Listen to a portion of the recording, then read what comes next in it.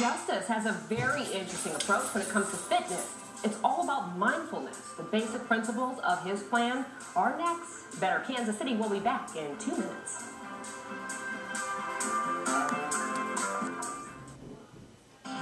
Welcome back. So when it comes to integrating fitness into your routine, it is not about what other people look like or are doing. Instead, it's all begins with you. There are 10 principles and 5 criteria that will really jumpstart your routine and benefit your entire workout and your psyche. Greg Justice, author of Mind Your Own Fitness, is here to tell us more about how to get on the right path right now. But, you know, you find a lot of people, especially with the new year, they've got these resolutions and they try to pattern themselves after other people, but it begins in your head. It really does. I mean, mindfulness, the principles that we talk about in Mind Your Own Fitness are really about being aware of where you are at this very moment and what's happening now, not worrying about the next thing, but bringing it all back to the state and being content with where you are. Sometimes that's easier said than done, but right. your book addresses this first, the 10 principles. The first one is awareness, and then acceptance, and then compassion. Tell me more about compassion. Yeah, you know what? That's probably the one that I see most commonly abused with, as far as having compassion for oneself. You know, we have compassion for our friends and for our family, and when they mess up, we're there to console them. Yeah. But when it comes to self-compassion, we don't know how to... We don't. We beat ourselves up. Mm-hmm. We can't forgive ourselves. We can't get over it, which limits our progress. You have to give yourself a break.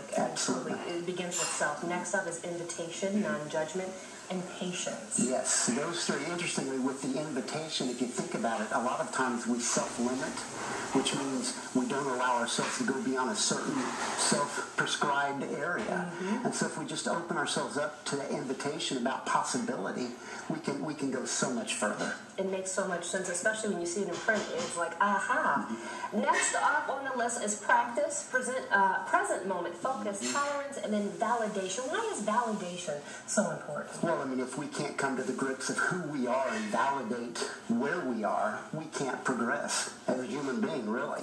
So it's all about validation, self-validation. Now, I should mention to all of our viewers, this is your 5th book. Right. Tell me how this came about. Well, this book, Mind Your Own Fitness, was specifically geared as I was developing a product for the corporate wellness market. I own a personal training facility and corporate wellness business, and this was specific to the corporate market.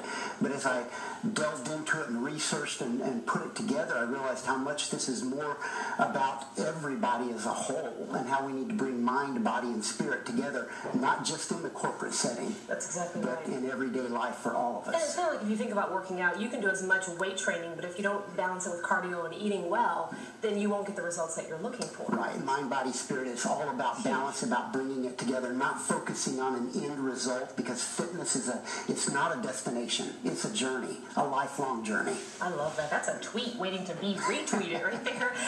Next up are your 5 criteria: quiet mind, loosening and stretching out, the exhale, agility, and unity. Of those 5, which jumps out at you as something that people can do right now to get their day going? Well, it all starts with a quiet mind.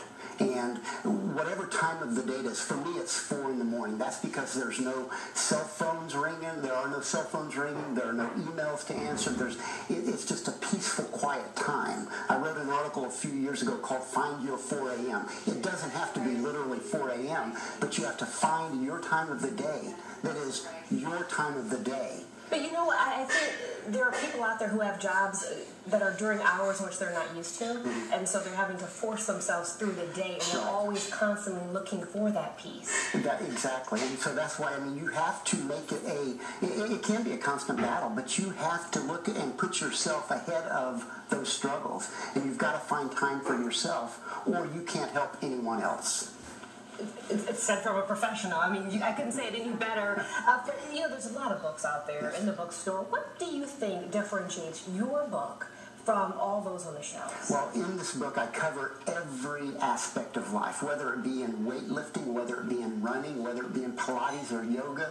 I mean, I cover the whole gamut of how to use mindfulness in everyday practice. I love it. It's like you're talking to you, and you, right? And her over there. Yes. I love it. Greg, thanks for joining us. It's my pleasure. Thank Definitely you. appreciate you. We can find your book on Amazon.com as well. Amazon.com, correct. Okay, and we have a link to the book on our website, KCTV5.com. Just click on the better KC tab. Thank you so much.